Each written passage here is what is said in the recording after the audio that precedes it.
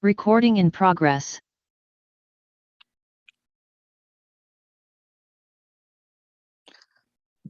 All right. Good evening, class. So, nice to see you again. So, I think nagkita na tayo, di ba, nung first meeting natin sa CBBL ba yun? Yes, sir. Okay. Ay, Yes, nakakasawa sir. pala. Yes, po. Okay. Amin. Okay. Hindi naman. Siyempre, labo nga magturo. Di sana wala na ako kung ano yan. So, anyways, kasi yung klase ko rin kaninang 9 to 10, sila din yung nakita ko nung last Wednesday sa CCBBL. Ferrer, bakit andito ka? Di ka pa graduate? Di pa po, sir. Third year pa po. Naligaw ako sa klase mo. Bakit? Naiwan mo? Opo, sir. Naiwan ko. Irregular po ako, sir. Okay. Kita-kita agad ah. Okay, anyway, so Nagulat good din po ako. evening. Good evening, Evening, everybody. sir. Good evening, everybody. So nice to see you again.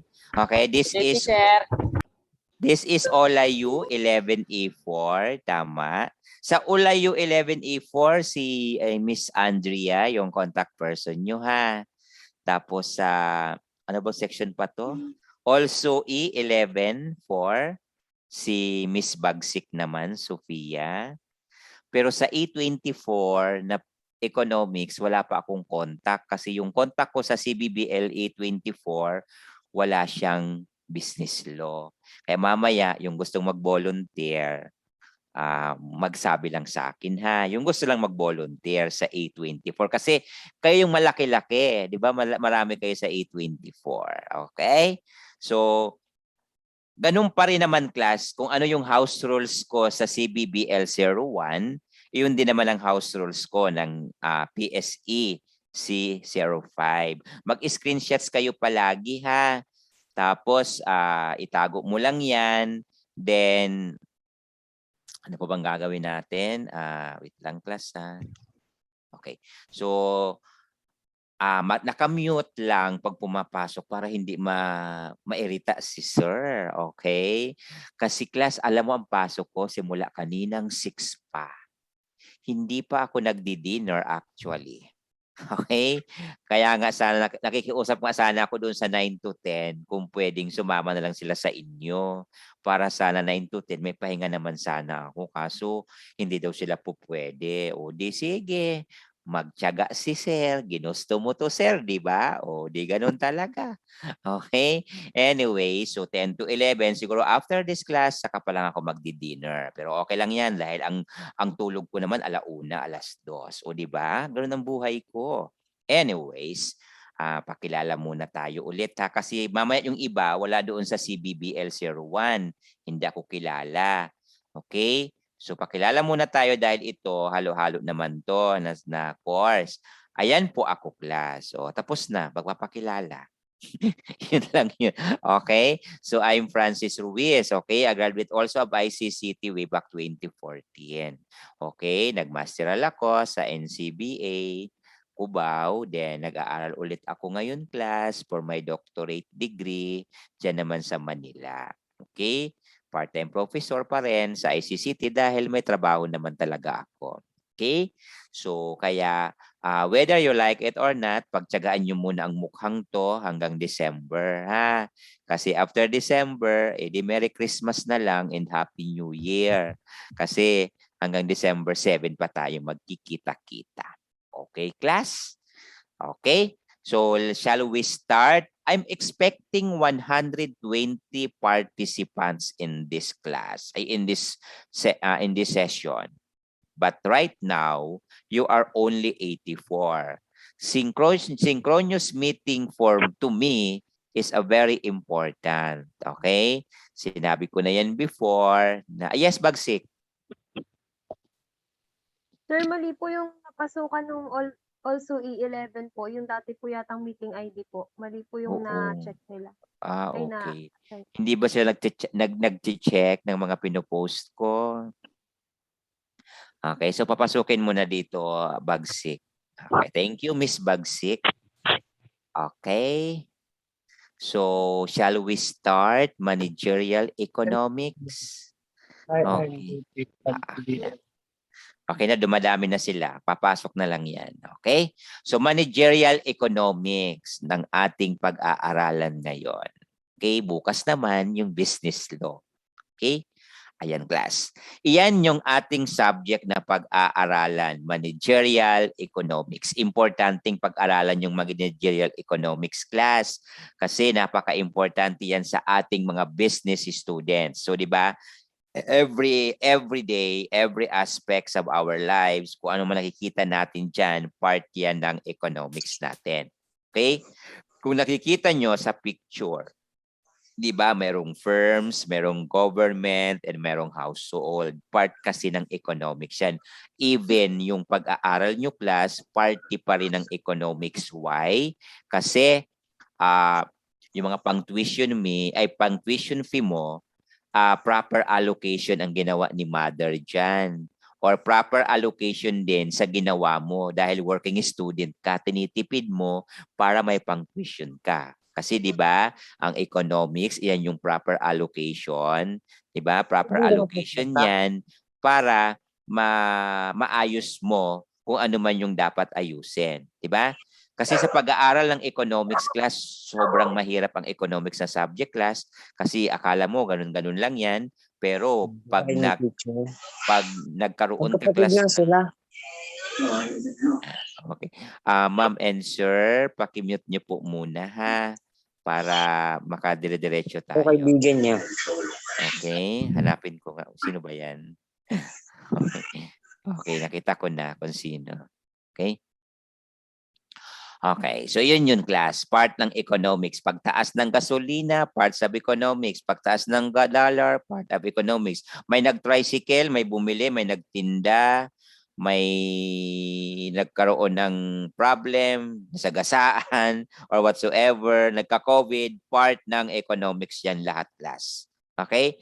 Lalo na sa ngayon, we are in a pandemic crisis because of the COVID-19. So, all budget ng ating government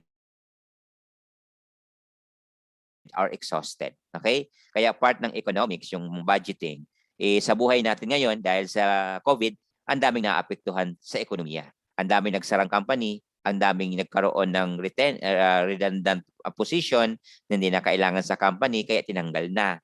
Okay? Nagkaroon ng retrenchment, karoon ng mga jobless. So part ng economics lahat yan, class. Kaya importante yung nag-aaral tayo ng economics. But managerial economics involving with the managers. Okay? Managers of a certain organization on how to manage the department itself properly. Okay? Okay, pag-aralan natin yung introduction lang muna tayo ng managerial economics. So hindi naman siya ganun kahirap dahil I think this is already discussed before in your basic microeconomics or in macroeconomics. Okay? So unahin natin class yung meaning of economics, di ba? So alam naman natin na ang economics ay isa sa mga subject na kailangan nating matutunan dahil para may pakialam tayo dapat. Being a citizen of the Republic of the Philippines, kailangan mong makialam.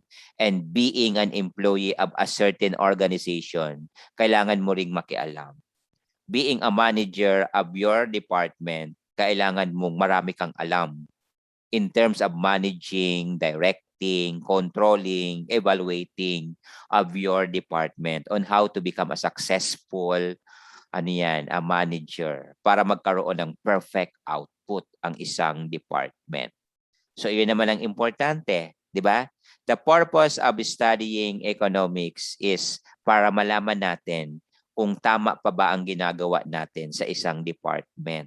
Kasi mamaya, nasobrahan na pala tayo ng gastos, puro lang tayo gastos ng gastos, wala namang pumapasok. Kailangan kasi class, ma-meet natin yung supply and demand. Okay? Hindi pwede ang lagi ka lang nagsusupply, pero namang demand yan. Hindi naman pwedeng demand ka ng demand, wala rin namang supply. Kaya kailangan alamin mo yan.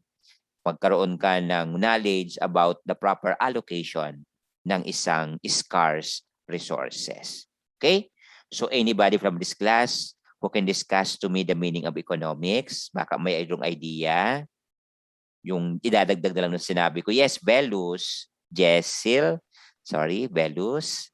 Sir, according po dun sa mga nabasa ko, yung economics po is science of making decision in a presence po na may lacking or lacking resources po. Okay, tama yan class. Kasi pag nag-aaral ka ng economics, makakapag-decide ka kung ano na ba ang pwede mong gawin sa iyong department na nasasakupan or sa bansa mong kinasasakupan. Kagaya sa nangyari ngayon sa atin sa Pilipinas, di ba? Diyos ko, sobrang hirap na ng buhay natin dahil sa nangyaring COVID-19. Halos lahat tayo gusto nang gumalaw ng matiwasay, maayos. Because of the COVID-19 pandemic, we have so many safety protocols to be followed, di ba? Kaya nahihirapan din tayo lahat. So sabi dyan, the word economics originates from the Greek word yan, class oikonomikos. The Greek word has two parts, which is the oikos, means a home, and nomos, meaning management. Sabi nga ng isang estudyante ko na ang nomos daw, dapat daw yan inom, hindi daw management. In economics, nomos is management. Kaya kung nag-aaral ka ng economics, as para hindi mahalata yung mga language na ganyan, idaan nyo sa economics term, tara, management tayo. Ibig sabihin, nomo tayo. Okay? And also the science of making decision in the presence of scarce resources kasi di ba ang economics is the proper allocation of the scarce resources. Kung ano lang yung nandyan, yun lang muna ang pagtibayin natin. Yan na muna ang ating i-allocate sa mga nangangailangan, di ba? Kagaya ngayong vaccination time natin. Kung ano lang muna yung nandyan, yun lang muna ang i-allocate natin sa mga citizen natin. Kasi yun parang ang meron tayo. Kung ano lang muna ang priority, yun lang muna ang unahin. Parang sa inyo class, di ba? Bakit masasabi natin ngayon na sobrang hirap ng ekonomiya? Okay? Kasi nga class, di ba? Example lang natin sa school natin. Dati-rate ang enrollees natin ang dami, di ba? Umaabot tayo ng 34,000, ganyan. So ngayon, hindi na tayo maabot ng gano'n kasi dahil yung mga pamilya siguro ng mga anak ng mga batang yon baka nawala ng trabaho yung magulang, yung nagpapaaral sa kanya, na lay off, tapos yung negosyo na bankrupt because of the pandemic. Okay? Kaya you are so lucky pa rin guys na nakapag-aral pa rin kayo despite of the pandemic. Di ba? tinipid din ng magulang mo yan. Kung sakaling working student ka naman, alam kong tinitipid mo ang sarili mo para makapag-aral ka rin. Kasi part yan ng economics na titipirin ko ang sarili ko dahil magtutuition fee ako sa school, magbabayad ako ng internet connection ko dahil para sa aking pag-aaral. So, budgeting yan. Financial, part ng economics. Diba? Economics yan kasi gumagalaw eh. Pag may gumagalaw, pag may nagbibenta, pag may bumibili, pag may nagpo-produce, economics. Okay? Why should I study economics? Sa mga sinabi ko, ano pa ang pwedeng idagdag? Bakit tayo nag-aaral ng economics? Bakit tayo eager pang matuto ng economics? Total, sasabihin ng iba, pakialam ko dyan, ekonomiya lang naman nila yan. Eh. Basta alam ko lang gumala. Sa alam ko lang mag-ML, alam ko lang mag-AXI. Part ng AXI sa ML ha? Yes, you are raising your hand. Sino to? Gonzales? Ken? Sir, kaya po natin inaaral yung economics para po mabalance po natin yung kayamanan, para po mapamahagi sa iba or para magkaroon ng pagbabalanse sa pera ng isang society or ng bansa. Okay, tama yan, class. Kasi hindi naman pwedeng ikaw lang yung meron tapos kami wala. Pag meron ka, meron din kami. Kaya nga, di ba, class, yung pag-iikot ng pera, part ng economics yan, class, sa yung pera. Kaya nga, di ba, class, as much as possible, bawal tayong mag-ipon ng pera sa bahay. Totoo yun, class. Kasi hindi napapaikot yung circulation ng money. As much as possible, mag-ipon tayo sa mga bank kasi napapaikot yung pera. Diba? Yun, class. Hindi ko naman sinasabing totally 100% bawal. Yun nga lang, kailangan lang tayong umikot sa merkado ang sirkulasyon ng pera natin. Okay? Pero kung mag-iipon ka, halimbawa mag-iipon ka nga naman ng pera sa bahay sa loob ng 10 taon, Diyos ko, yung pera mo baka ano naman yun, hindi na umiikot eh. Okay, so ilaan mo na lang doon sa bank para at least mabilis ang sirkulasyon. Yung pagtaas ng dollar natin is also part of the economics. Look, class, how much is the dollar rate ngayon?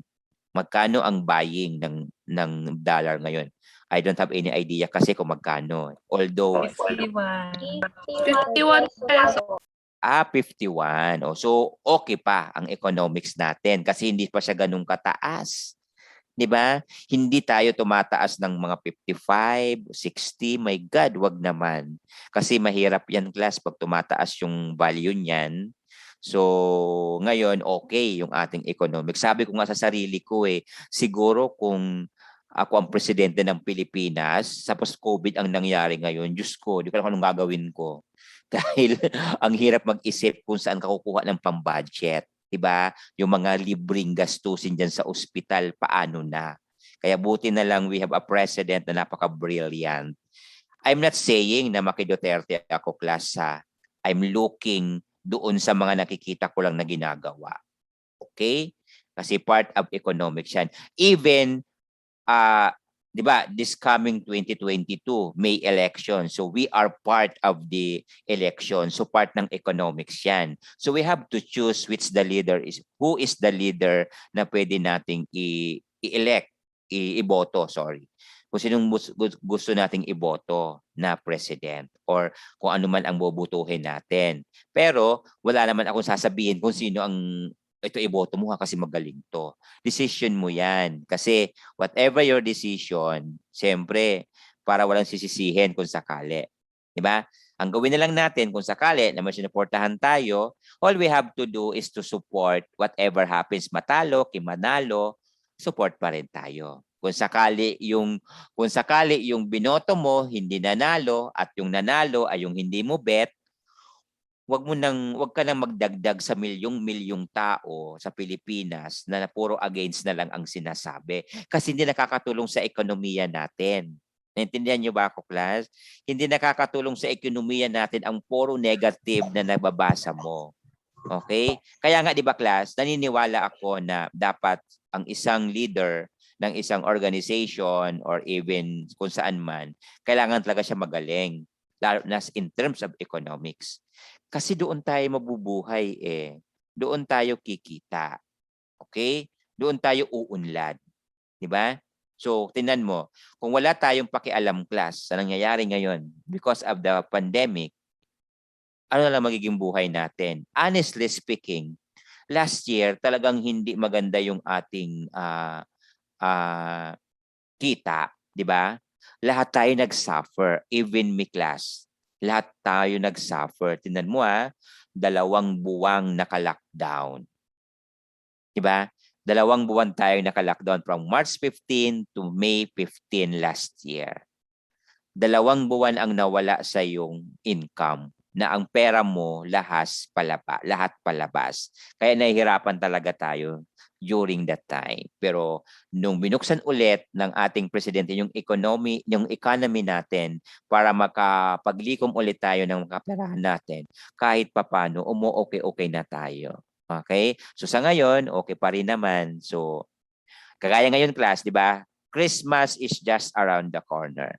So napakalaki ng ekonomiya na maidadagdag yan sa ating bansa.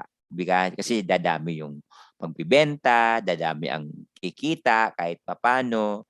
So lalabas ang mga pera ng tao, kaya magiging part pa rin talaga siya ng economics. Okay?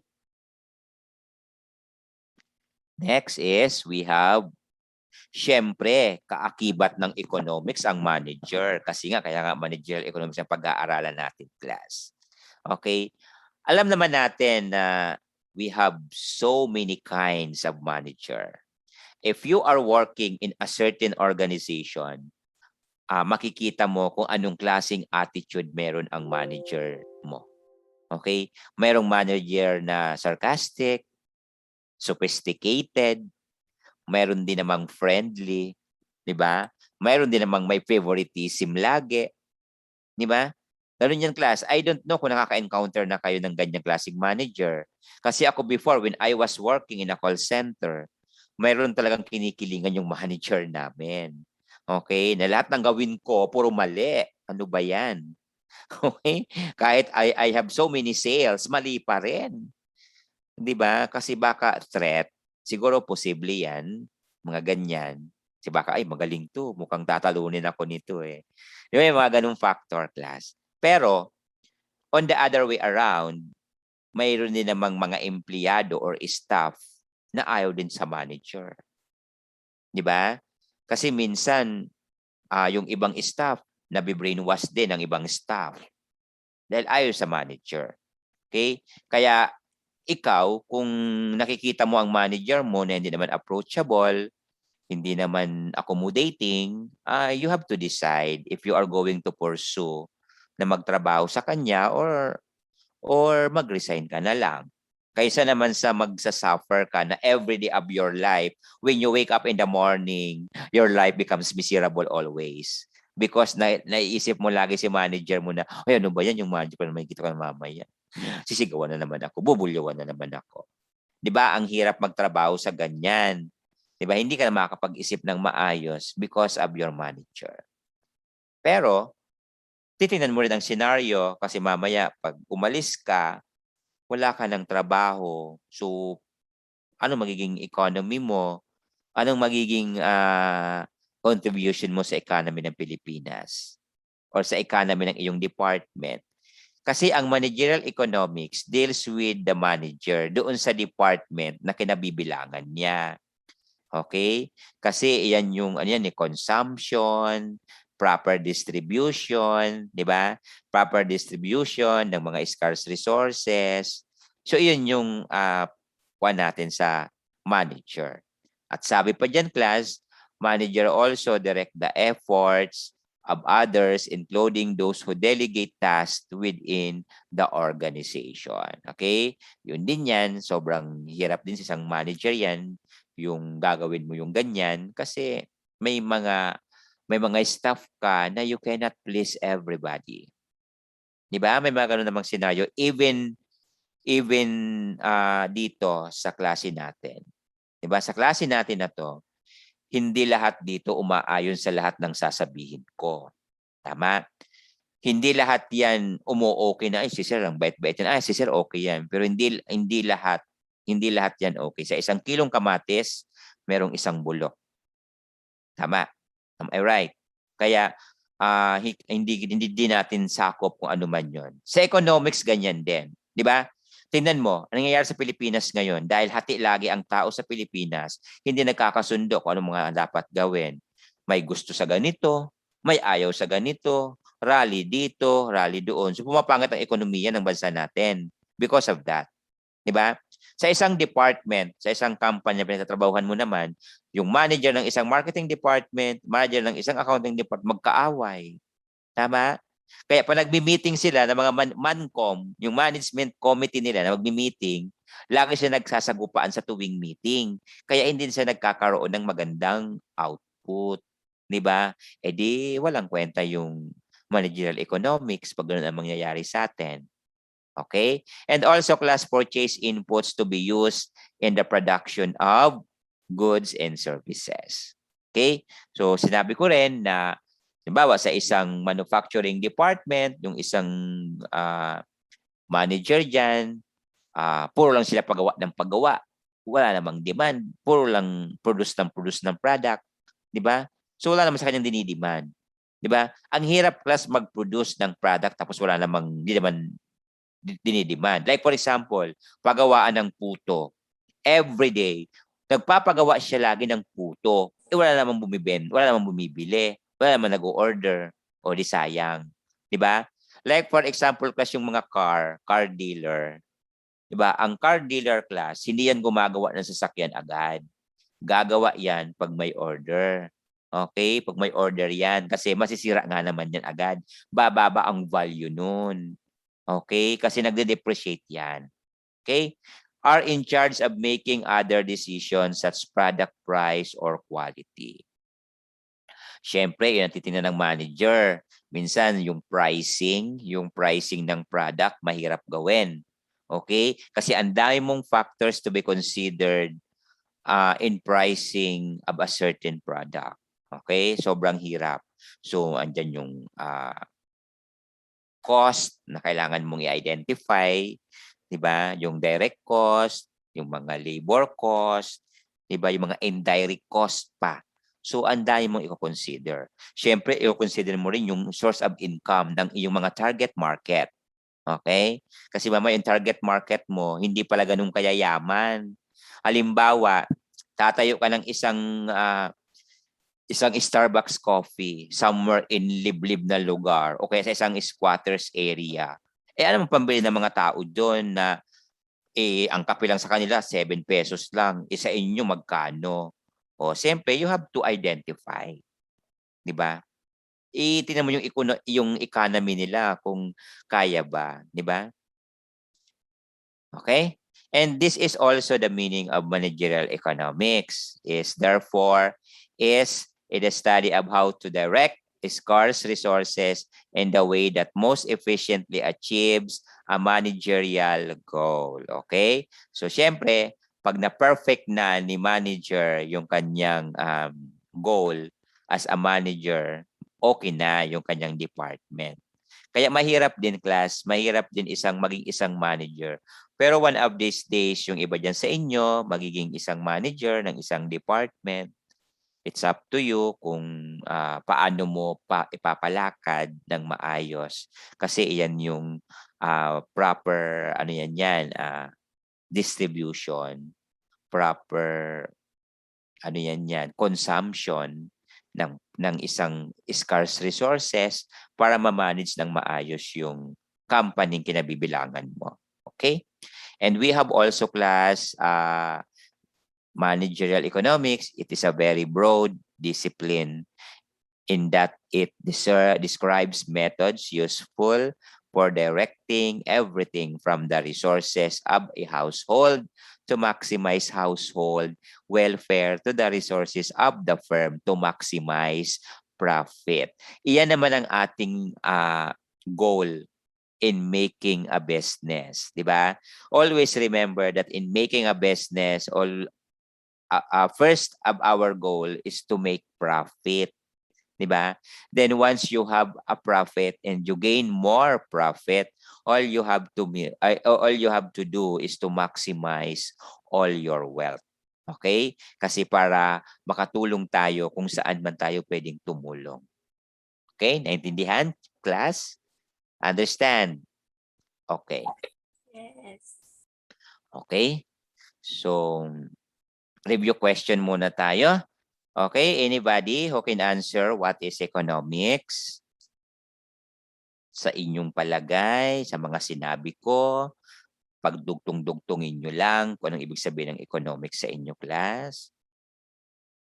Yes, sino ba to? Ang dami. Hanap tayo ng nagtataas ng kamay. Si Manalo Ronel.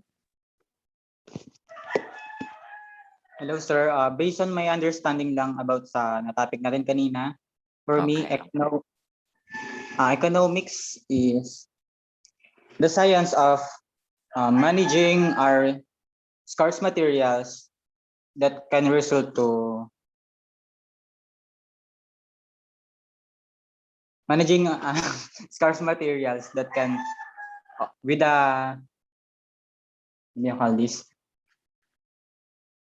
Okay. Tama niya, managing scarce resources that will result to a fruitful output. Diba? Yun naman ang importante. So, para magkaroon ng fruitful output, ng magandang decision, so kailangan nating ma-manage ng maayos through economics. Okay, give the importance of studying economics. Okay, you are raising your hand. Dibuton, Princess. Dibuton.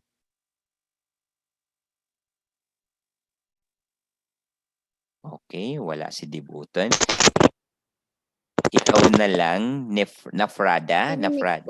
Ay, sorry. Sige, go ahead, Dibuton.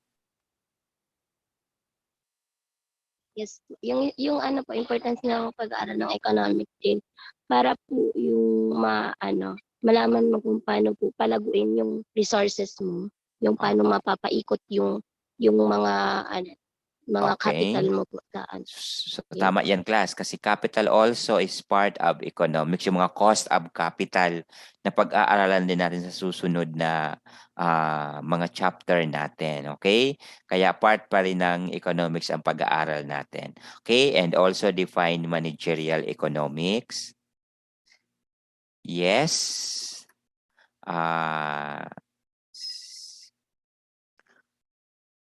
Bundak. Tama ba, Bundak? Yes po. Okay, go ahead, Bundak. Sir, define managerial economics. For me, yung managerial economics based on managerial is management. Kumbaga sila yung dito nagma-manage para makatulong dun sa nila yung economy o kaya dun sa trabaho nila. Halimbawa sa trabaho nila, sir. Yun lang po. So, okay, that's good kasi siyempre kaakibat naman lagi yan ng economics si manager. Kasi iyan yung person na mag-delegate doon sa gagawin ng kanyang mga staff para makakuha sila ng magandang output. Okay? So, thank you for listening for this day's topic class. And I hope na may natutunan kayo sa akin kahit papano. Then, yan muna ako class ng mga video nyo. Magpipicture lang tayo. Okay? So, 115 attendees. So, parang ang absent, kunti lang. Okay? So, sabihan yung mga classmate na mag-attend kasi baka mahirapan din sila sa akin. Baka incomplete ang grade. Okay? Sir, excuse me po. Wait lang ma'am, wait lang. Lang po muna, kung may concern, wait lang.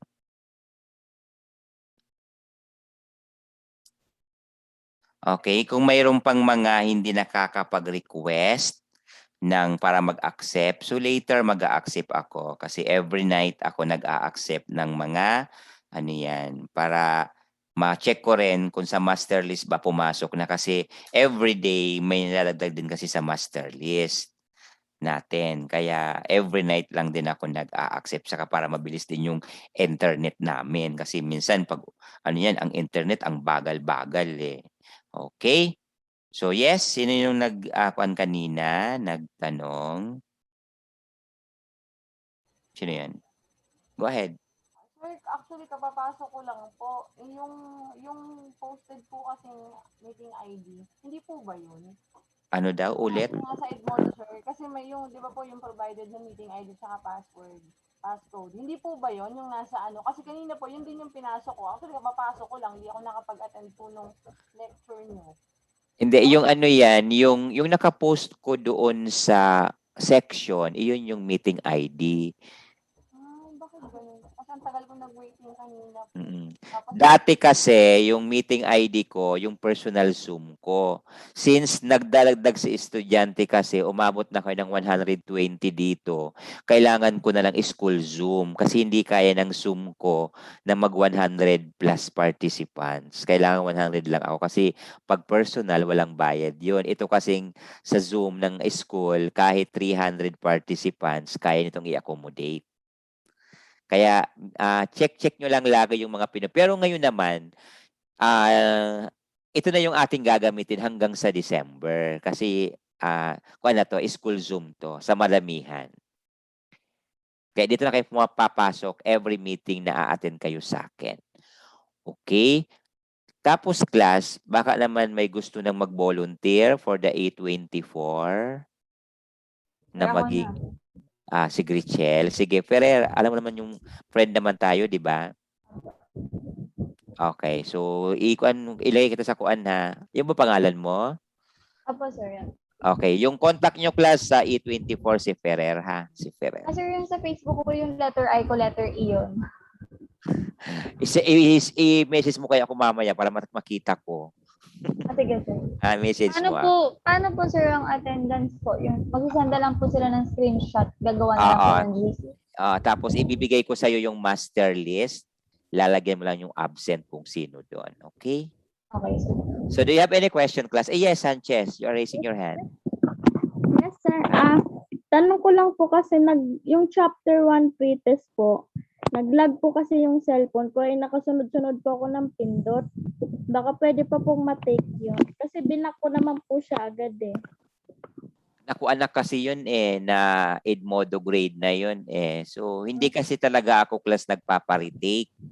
Kasi, kung pagbibigyan ko kasi ang lahat, ay ang isa, magsigayahan ang lahat. Kahit intentional niya naman na napindot, sabihin niya unintentional. Kaya hindi pa naman siya makaka-affect sa'yo, Sanchez, yung isang pretest. So basta, ang lagi ko lang sinasabi sa inyo class, be responsible kasi para hindi tayo magkaroon ng problem sa ganon. Huwag nyo munang pipindutin kasi iyan kasi maselan yan Pag pinindot mo ang pre-test, post-test exam, pagtutuloy-tuloy na yan Huwag mo munang, lalo na kapag yung internet connections mo unstable, maniwala kayo sa akin, yung kapatid ko na nag-aaral sa ICCT, Diyos ko, lagi yung nababad trip dahil sa internet connection namin sa Montalban, minsan naglalag, mag-i-exam siya, magkukwisa, wala na, nagsisiro na siya.